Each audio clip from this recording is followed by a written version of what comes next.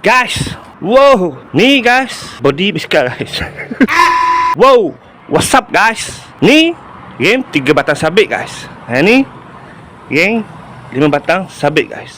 Ada orang tanya ke ni color apa? Tu color apa? Okay guys, yang ni blue candy guys, lapis silver guys. Yang tu blue candy, lapis putih guys. Ni blue candy ni guys, Uncle pakai yang ada gambar motor tu guys. Tong dia mah beza sikit lah mah. Bagi Uncle lah mah dengan blue candy biasa tu mah. Senang cari tong dia lah tu mah. Senang spray tu mah. Bagi Uncle lah mah. Blue candy kebanyakan dekat Shopee harga RM13 ke atas mah. Ada RM14, RM15 macam tu lah mah.